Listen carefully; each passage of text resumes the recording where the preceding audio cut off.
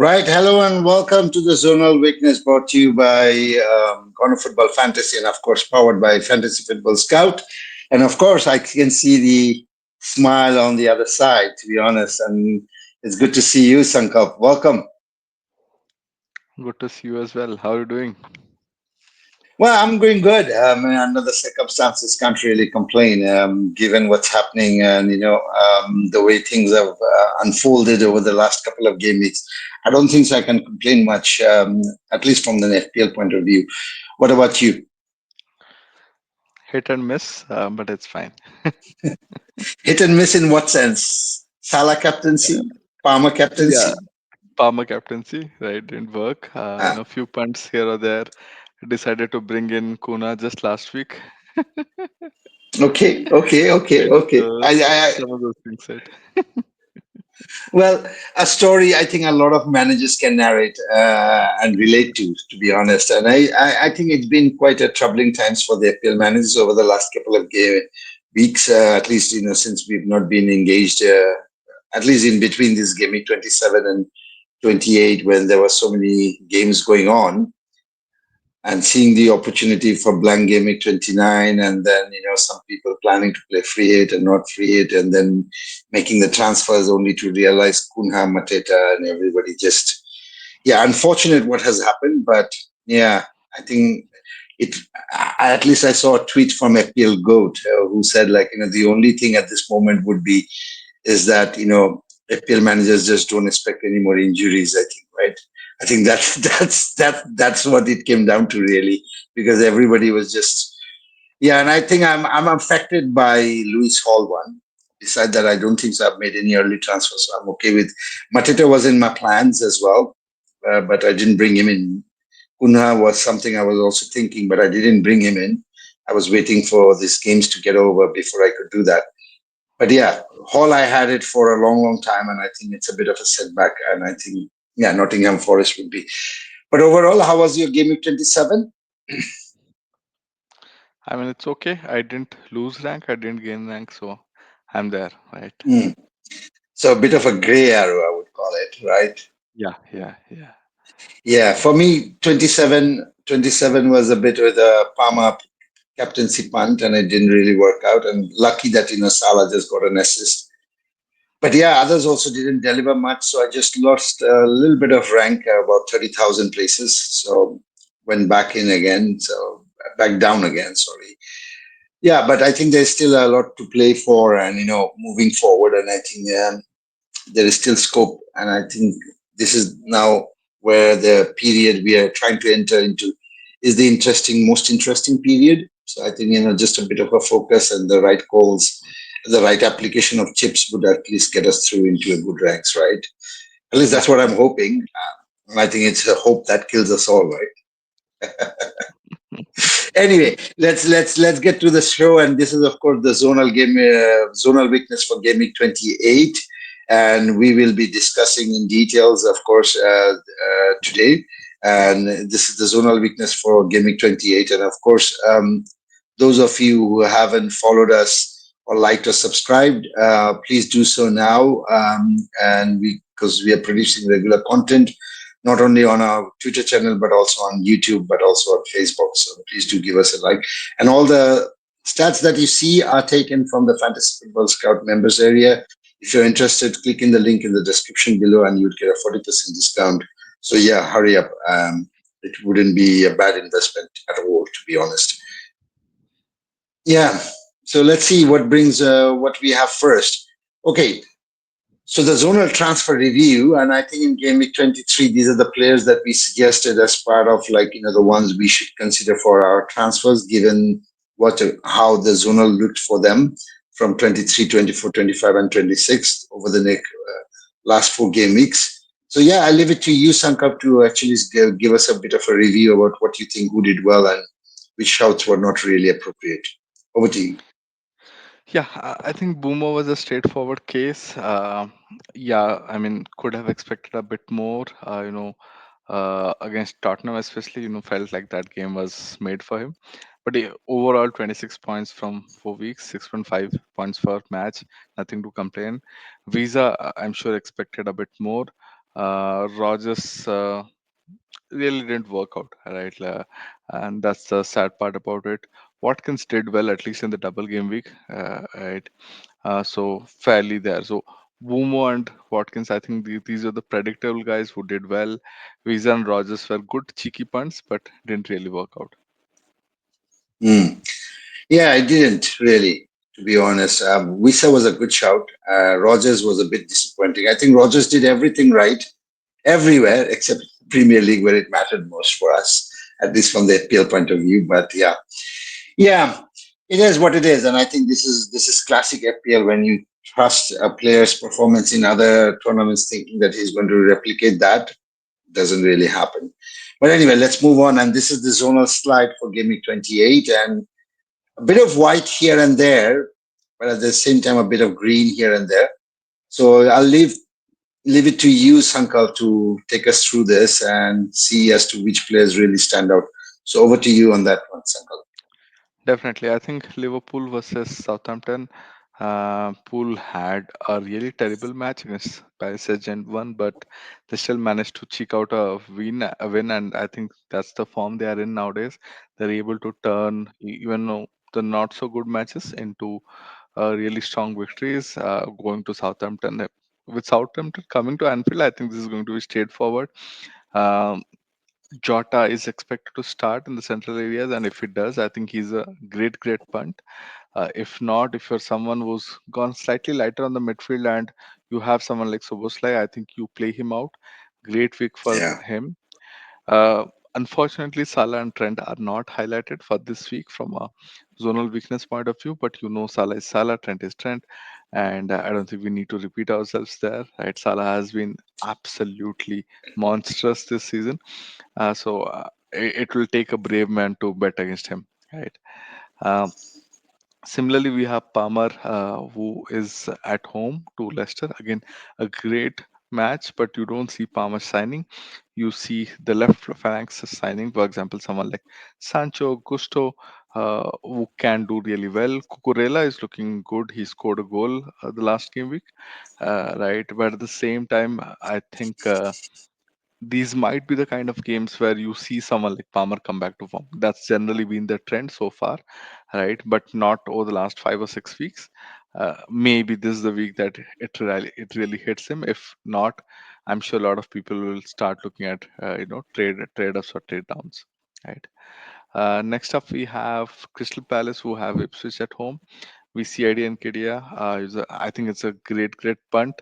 Unfortunately, they do have a blank next week. Right? So that I think that is the only reason you may have to be slightly worried about a new transfer. But if you are someone who's already gone in, or who's brought in someone like Eze or Mitchell, and you have him, I think you play these players definitely, right? Uh, Newcastle are going away to West Ham, and I think Newcastle have struggled quite a bit over the recent form. And ideally, you would expect them to do a bit more, better this week before the 29 black, right? So if you have someone like Isaac, I think he's back in training, is what we have heard, and you keep your eyes on that news. But if he's playing, I think great punt might even be a differential captaincy shout. He's highlighted. At the same time, someone like Murphy, Bruno Guimaraes, they are looking good, right?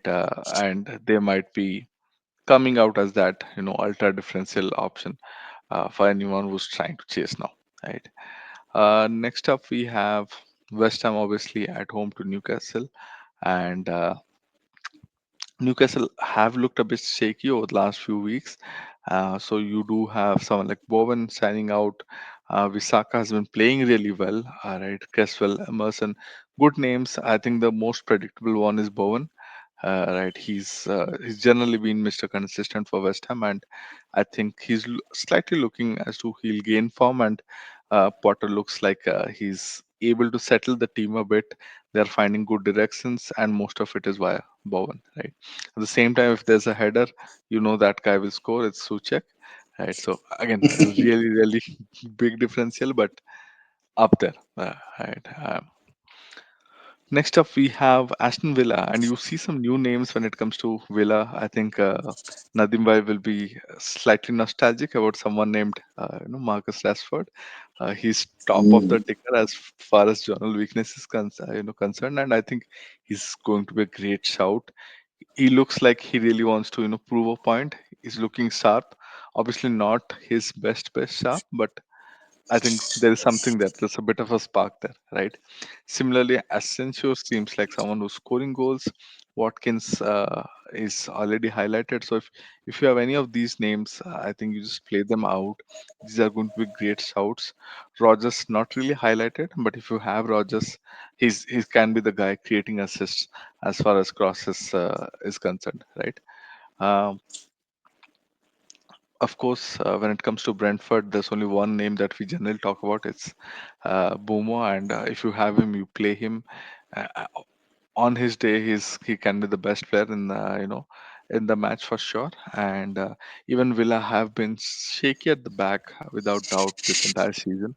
So good match maybe for Bomo as well, right? Next up, we have everyone's I think favorite differential nowadays, Bournemouth. Right, I see a lot of people with Bournemouth players, especially the players who are highlighted, Semenyo or Otara. So if you have these guys, they are the number one pick as per zonal weakness. So great shout there. Again, I think Tottenham have suffered a lot when it comes to injuries at the back, and they have been really leaky. So if your attackers is going against Tottenham, you play them. Similarly, if you have Clivert, he's not highlighted, but it's Tottenham guys. You go for the punt. Yeah, no, true.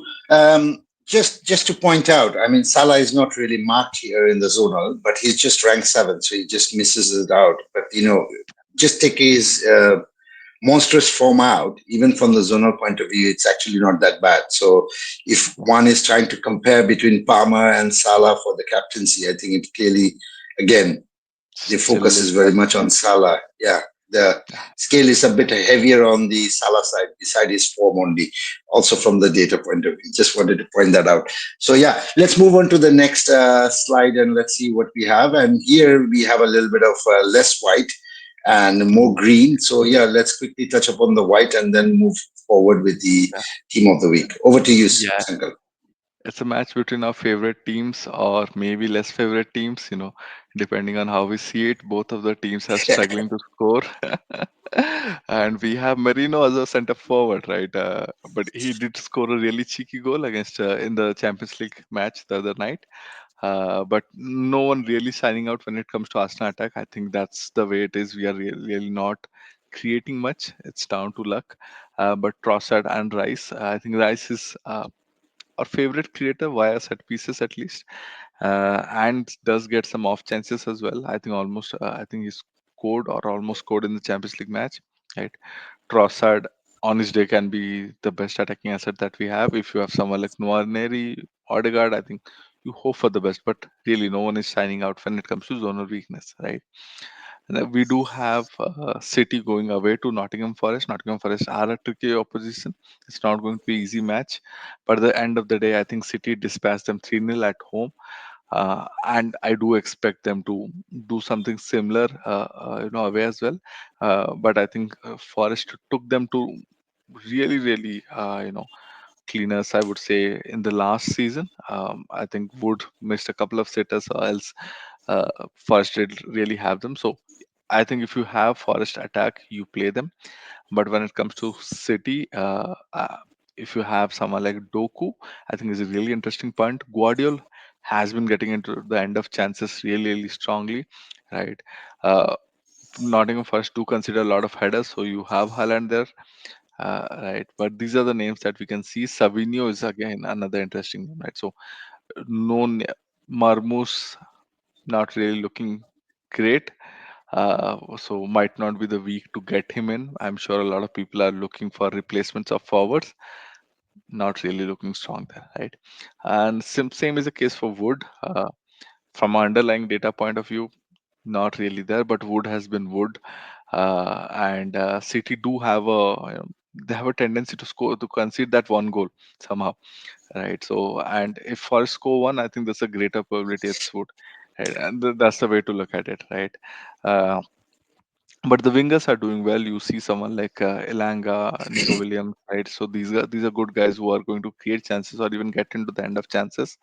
And Aina, Hudson Odoi, I think these guys are all getting having a good season so far, and that's where they are really, in the top four in the table today, right? Similarly, when it comes to Spurs, who are at home to Bournemouth, their Spurs attack is generally is good. You have Madison, who's having a bit of a good day, right, in and out, but doing well.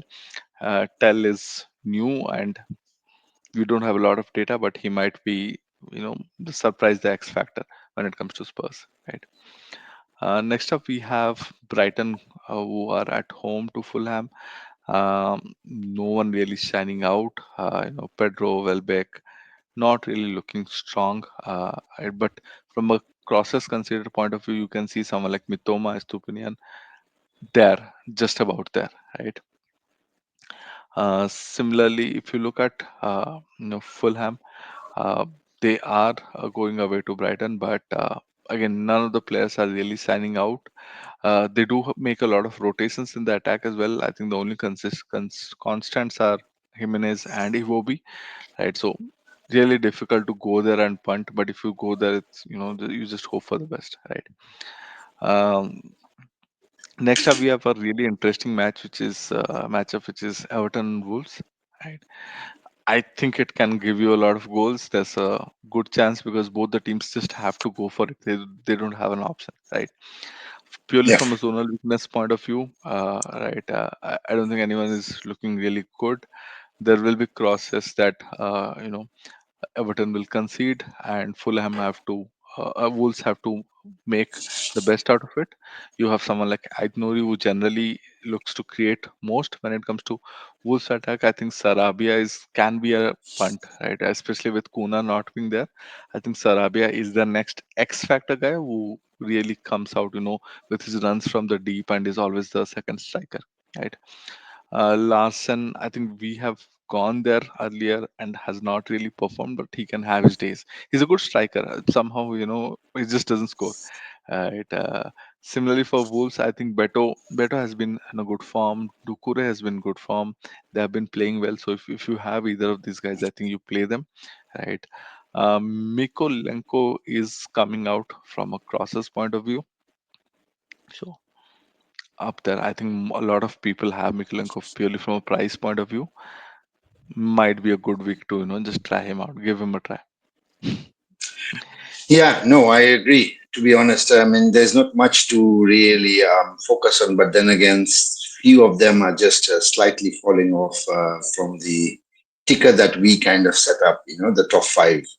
But anyway, let's look at the team of the week then and see what stands out. And here it is. So let's quickly review this one, Sankal. Yep. So you have, I think, some really good names: Isaac, Watkins, Eze, Semenyo, Soboslai, Mbumo, Salah, right? And then at the back you have Guardiol, Gusto, Trent Alexander, and even the Chelsea defense. Okay. So I think that's it then, right? I think that's it. We've kind of covered it up. Wow, we did it quite pretty good.